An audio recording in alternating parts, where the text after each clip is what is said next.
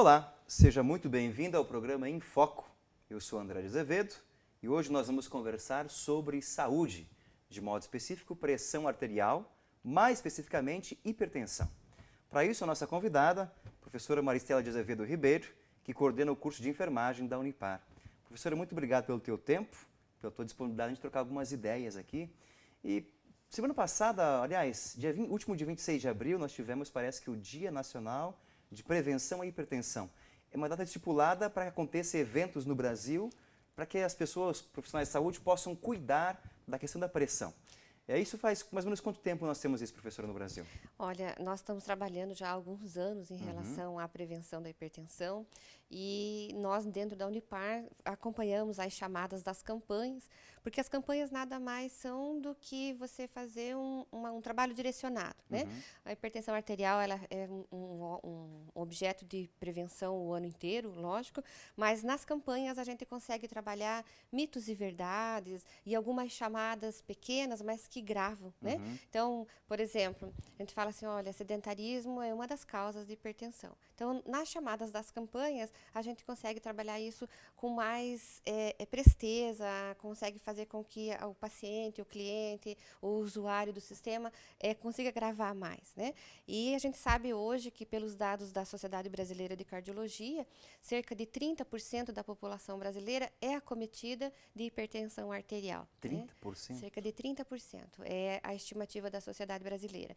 E após os 50 anos, 50, 55 anos de idade, esse percentual sobe para 50%. Né? Essa estimativa tão grande, tão elevada, tem alguma causa principal sobre isso? É o sedentarismo mesmo? Uma alimentação? Existem vários fatores, várias causas, né? E nós, assim como nos Estados Unidos, temos um problema de alimentação, né? Lógico que o americano bem mais do que a gente, porque eles são adeptos aos fast foods, aos sanduíches, né? E nós aqui estamos mais ou menos caminhando para isso. Caminho. É verdade. Então, assim, obesidade, sedentarismo, má qualidade alimentar, o uso indiscriminado de alimentos, o consumo indiscriminado de alimentos embutidos que precisam de sódio na sua conservação, né? Então, embutidos como queijos, salsichas, salames, eles precisam de um teor de sódio maior para a sua conservação. E isso faz com que interfira no valor normal da pressão arterial. Né? Os enlatados também têm esse problema. Então, esses alimentos industrializados, de uma maneira geral, eles têm um conservante e esse conservante, ele altera a pressão arterial. E existem dois fatores que independem da alimentação, da atividade física, ou de sedentarismo, de obesidade. E são os fatores tanto hereditariedade, né, como raça. Então, existe A raça também? A raça também. A raça negra ela tem uma propensão maior, uma predisposição maior à hipertensão, também à diabetes. Né? Tem alguma explicação para isso? Não. São dados genéticos, né? São padrões genéticos que apresentam esses dados. Né? E a hereditariedade. Né? E aí, lembrando que a hipertensão arterial, ela não tratada, ela causa daí outras doenças, como doenças renais, né? Como a derrame cerebral, que a gente chama de AVC, acidente vascular cerebral, né?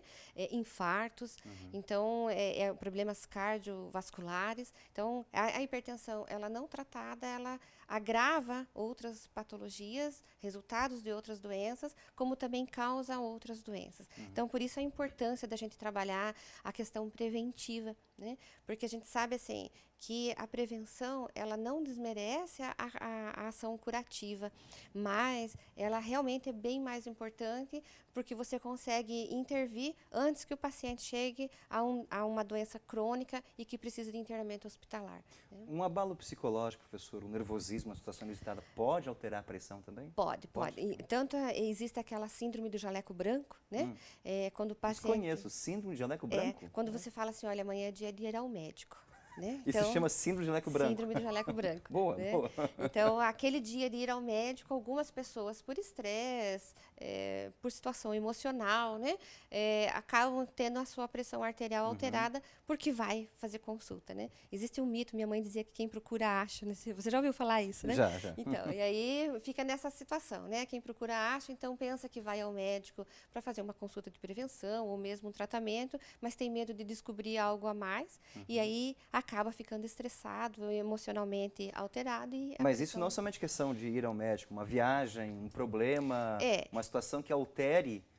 Assim, nessa situação da síndrome do jaleco branco, o que a gente fala talvez seja uma situação pontual, foi naquele dia, né? Então precisa acompanhar outros dias, em outros momentos, para ver se é hipertenso ou se foi só uma alteração súbita. Mas existem as questões crônicas, né? A situação emocional crônica. Então, aquele indivíduo que tem um trabalho extremamente estressante, que não tem lazer, que não tem atividade física, porque atividade física não é só para emagrecer, não é só, né, para fazer um corpo bonito, mas não é só questão estética, né? Mas é também uma forma de você baixar o nível de estresse, é uma forma de lazer, né? E uma forma de recreação. Então, isso é importante para o ser humano. E aí, nesse movimento que a gente tem aí, de levanta cedo, sai correndo, chega atrasado, se estressa no trânsito, isso com os anos acaba acumulando, ou às vezes você vive uma situação de estresse familiar, né? Perda financeira, separação, né? Alguma situação de estresse, que ela se torna mais crônica, mais dia a dia, isso também desencadeia a alteração da pressão. E aí precisa fazer um acompanhamento. Me parece que há um certo costume do brasileiro de não procurar médico, né? Procurar o atendimento. E procura somente em estados extremos já, em situações extremas, né? Uma pessoa que está sofrendo uma alteração de hipertensão, quais são os sintomas que ela pode ter no seu organismo? Olha, às vezes esses sintomas são associados, às vezes aparecem um ou dois, né? São esses sinais. Então, por exemplo, ela pode estar sentindo dor na nuca, dor frontal, essa região aqui, as duas dores associadas, ou às vezes ela fala assim que está vendo um monte de pontinho brilhante, que a gente fala que são escotomas, né? Então, é isso associado a uma dor na nuca, insônia, alteração do humor durante o dia, náuseas. Então, esses são alguns sinais e sintomas que se manifestam e que a pessoa consegue identificar. Né? Você falou também no começo, eu achei muito interessante, que a campanha de 26 de abril no Brasil para prevenção de hipertensão também tem a finalidade de trabalhar a questão de mitos e verdades com relação a essa doença, pode ser chamada, né? Exato. Existem muitos mitos com relação à hipertensão? Existem muitos mitos, né? A própria síndrome do jaleco branco é um deles, né? Então, o fato de eu ir a um profissional que usa branco, eu ir ao médico, significa, então, que eu estou morrendo, né? Por isso o brasileiro não procura prevenção, né? Ele tem medo de ir, né, a fazer prevenção. E aí, quando ele já chega no hospital com derrame, ele já chega no hospital com uma diabetes bastante aumentada, uma glicemia bastante alterada, porque ele tem medo mesmo de fazer prevenção. Né?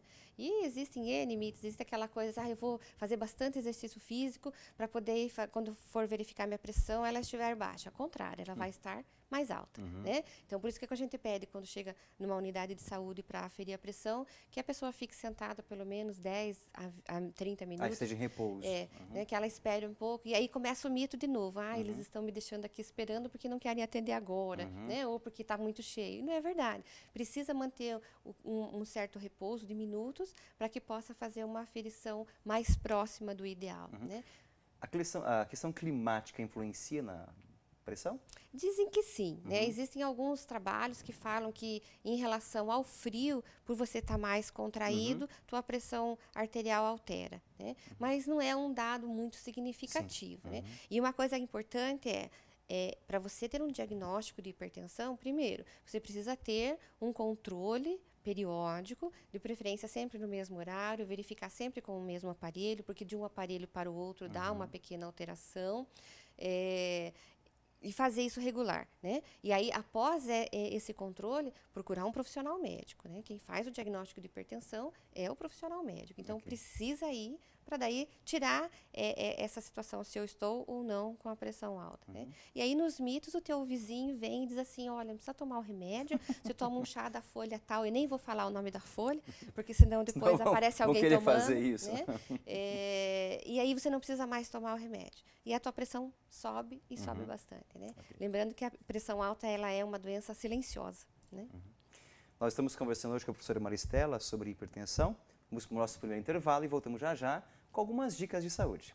Não saia daí, eu te espero logo mais no segundo bloco do programa Em Foco. O programa Em Foco está de volta, conversando com a professora Maristela sobre hipertensão. Professora, no bloco anterior você falou, citando um exemplo de alguém que deveria fazer um acompanhamento em casa, medir sua pressão. A palavra certa é medir pressão mesmo? Aferir. Aferir pressão. Aferindo sua pressão com o mesmo aparelho. Como é que uma pessoa que está, entre aspas, desconfiada, que está com problema de hipertensão, antes de procurar um médico, ela tem que fazer primeiro um acompanhamento com ela mesma? Aferindo pressão? Seria interessante, né? É interessante que ela procure algum serviço de saúde, né? Indicado, referenciado, para fazer esse controle. Né? E aí, após uma semana, que verifica que a pressão mantém sempre os mesmos ou tem uma variação muito pequena, aí sim, então, procure um profissional médico, leve, de preferência, marque numa carteirinha, num papel, num cartãozinho, né? E leve para o profissional para ele poder avaliar melhor. Sempre no mesmo horário tem que ser a o ideal da aferição de pressão é sempre com o mesmo aparelho, sempre no mesmo horário, né? Até se fazer o diagnóstico. Porque existe uma variação entre um aparelho e o outro, dependendo do horário, você fez aí o dia todo de trabalho, está estressado, ou foi na academia, fez uma série de atividades físicas, isso vai alterar a pressão. Daí no outro dia você não faz nada disso, você vai aferir, ela vai estar diferente daquela que você viu no dia anterior. Então, por isso a gente indica sempre, né, fazer o repouso de 10 a 20 minutos, de preferência, manter o mesmo aparelho até fazer o diagnóstico, né, e o mesmo horário. Com relação ao aparelho, esses aparelhos que nós compramos digitais, que se coloca no pulso, esse é confiável também ou não? Olha, existem algumas marcas que realmente são confiáveis. O problema é que se ele descalibra, você não tem como verificar, a não ser que você compare com um outro aparelho naquele mesmo paciente. Sim. Né? Eu gosto mais de trabalhar com um aparelho que a gente chama de aparelho neroide, que é aquele que tem aquela rodinha, né? Que coloca junto com o estetoscópio, que tem a bombinha. Fica bombando. Isso, né? Aquele, para mim, é mais preciso. E os profissionais da área hospitalar, o mais preciso é o de coluna de mercúrio, que é um aparelho, não sei se você já teve internado ou já vi viu, em farmácia. que vai de carrinho, assim, que ele tem uma coluna imensa. Aquele é o mais preciso que tem. Né? Outra pergunta, professora. Parece que tem campanhas no Brasil chamada 12x8, né, que é uma medida básica da pressão. Essa medida vale para todo ser humano? Não, não vale. A Sociedade Brasileira de Cardiologia coloca um referencial. Né? Então, 12x8 como uma pressão ideal. Tá? Mas isso para fazer um diagnóstico inicial, para ver uma alteração inicial. Tá? 12x8 é ideal, 13x9 ideal limítrofe, que ela já está alterando, né? E 14x9 acima, você já considera o paciente hipertenso. Né? Mas aí, para isso, precisa que você faça um acompanhamento mais preciso, mais detalhado, né? Porque uma aferição só, e aí você sair dizendo que você é hipertenso ou que você não é hipertenso, não é parâmetro. Então, o referencial que se coloca, né, é o 12x8. Por isso a campanha 12x8. 12x8. Tem cura, professora? Olha, tem dados que colocam que a pressão arterial ela não tem cura, ela tem controle. Né? Mas, como a gente estava conversando agora há pouco, eu fiz uma intervenção cirúrgica por uma outra razão, né? E eu sempre fui hipertensa, 10, 15 anos hipertensa, e após essa intervenção, devido à qualidade de vida, devido à mudança que eu tive na alimentação e outras situações, eu sou um exemplo de que eu não tomo mais medicação para pressão arterial. Que bom, né? olha. Mas isso, assim, é um caso individual, sim, né? Precisa ser avaliado, isso não é uma informação de comunidade, de massa, porque cada caso é um caso. Sim, Quando você me perguntou 12x8 para todo mundo, depende, né? Depende da sua idade, depende da sua estatura, depende do seu peso, da sua qualidade de vida. Na Unipar, como é feito, ou melhor, como foi feita a campanha de prevenção do dia 26 de abril? Que dados vocês escolheram? A campanha foi feita com os funcionários acadêmicos, foi isso? Nós fizemos nós tentamos fazer duas campanhas simultâneas com o mesmo foco, né? O clima atrapalhou um pouco a comunidade externa. Então, o pronto atendimento ambulatorial de enfermagem, que é o PAI, trabalhou com funcionários e com acadêmicos. E aí nós conseguimos avaliar cerca de 260 funcionários, mais ou menos, nos departamentos, trabalhamos os 3 campos. E o Centro de Saúde Escola ficou responsável pela comunidade externa.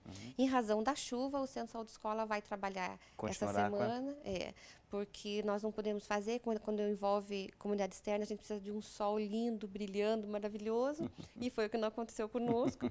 E da comunidade interna, a gente conseguiu fazer uma blitz na entrada da universidade para aferir e orientar os acadêmicos, e os funcionários foram visitados nos seus departamentos. Né? Que resultados vocês têm? Desses 280, 260 funcionários, nós conseguimos identificar 30 funcionários com alteração. 30 funcionários. 30 funcionários. Aí nós vamos acompanhar agora esses 30 funcionários periodicamente. São de idade mais avançada? São jovens? São jovens. Jovens.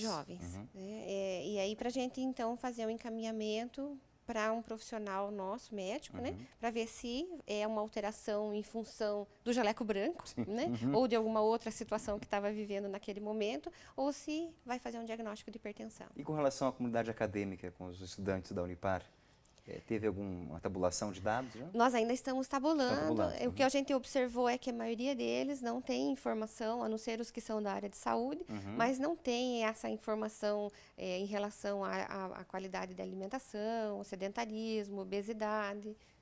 E quando você estava fazendo essa blitz na entrada dos estudantes, alguns olhavam assim meio estranho? Como é que era a situação? A gente trabalha a blitz todo mês, né? Então, esse mês foi a blitz da hipertensão. E a gente sempre tem o mesmo comportamento. Aquele que vai passando de ladinho e diz assim, não, hoje não. Não é comigo, né? Não né? é comigo. Eu venho depois, eu vou dar uma volta, eu vou ali, eu estou atrasada, né? Sim. Mas tem aquele que já vem, já espontâneo, se interessa, já quer saber. Bem bacana. O bacana é o serviço que vocês prestam, tanto a comunidade interna, no caso, funcionários acadêmicos, como a comunidade externa, com atendimento. É o fato dessa preocupação com o ser humano todo, né? Da saúde, do corporal, mas também que tem outras situações psicológicas, afetivas, de vida de estudante. Isso é muito bonito de ver da Unipar, justamente essa preocupação, né? Nós temos um ser humano, vamos cuidar do ser humano. E essa campanha é sinal disso. Nós vamos então, professor, agora para o nosso segundo intervalo e voltamos já com o programa Em Foco, conversando hoje sobre hipertensão com a professora Maristela. Terceiro e último bloco do programa Em Foco, hoje temática hipertensão.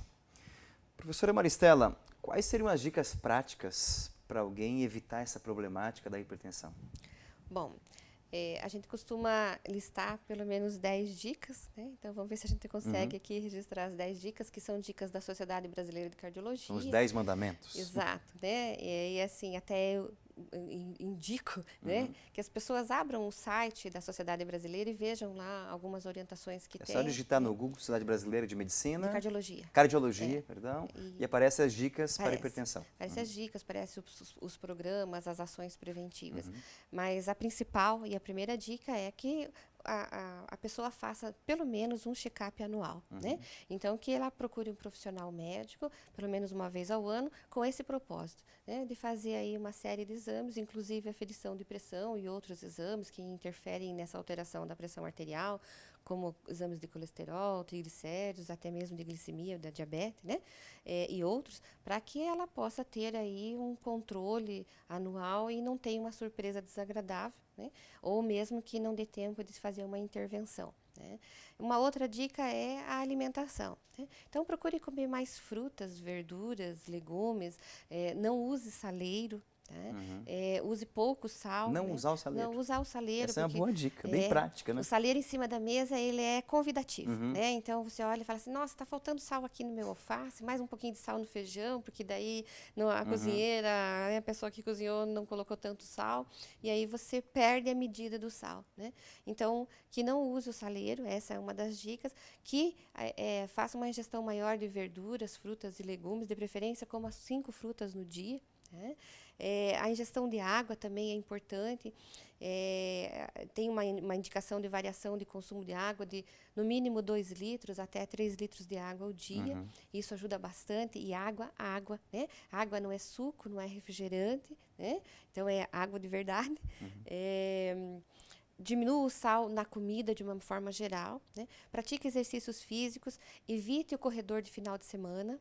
O atleta de final de semana é uma bomba para o coração, porque aí ele não fez nada a semana toda e domingo ele sai correr, né? E aí infarta correndo, né? Então, essa também é uma dica, né?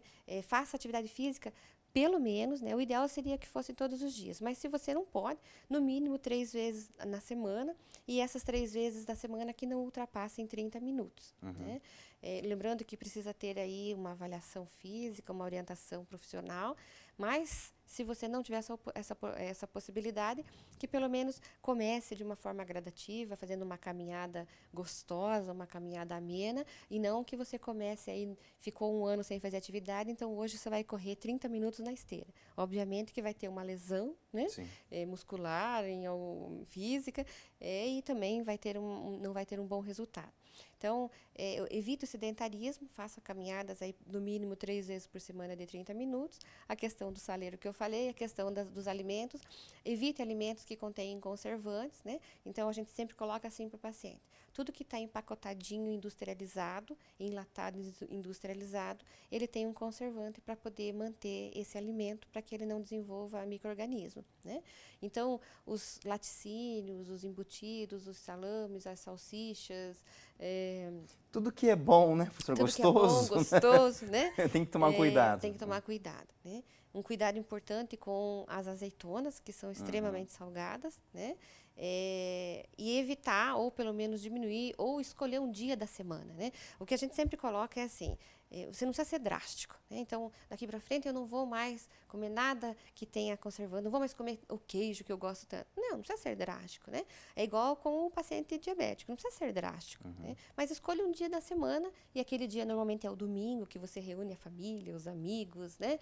E que você vai querer comer outras comidas diferentes. Então, escolha esse dia para que você possa usufruir desse gostoso, entre aspas, né? Sim, desse gostoso que faz mal, né? Tomar cuidado, porque a hipertensão normalmente ela é silenciosa, então é importante essa aferição. Se você está notando alguma coisa de diferente em relação à dor na nuca, ou dor frontal, ou está acordando muitas vezes à noite, né? Procure observar, e se isso continuar, procure uma unidade de saúde, procure um profissional médico para que ele possa fazer uma avaliação e talvez fazer um diagnóstico, talvez não de pressão arterial, né, alterada, mas quem sabe, e você dê tempo de prevenir. Tome o medicamento sempre regularmente, caso seja prescrito, né? Para a gente reafirmar, professora, mais uma vez, quais são as consequências da hipertensão que pode ocasionar no corpo humano? Infartos, derrame cerebral, o AVC, né? Insuficiência renal, doenças cardiovasculares. Então, são as principais doenças que a pressão arterial acaba desencadeando no indivíduo quando ele não faz o controle, não faz o tratamento adequado. O melhor remédio sempre é a prevenção. Com certeza, o melhor remédio é sempre a prevenção. Uma dúvida que me surgiu, professor, na nossa conversa, e me escapou a pergunta, né?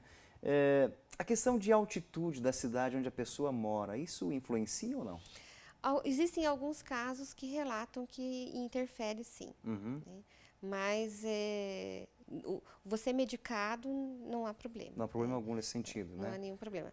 Eu gostaria até de falar mais duas dicas que eu esqueci de falar e que são importantíssimas.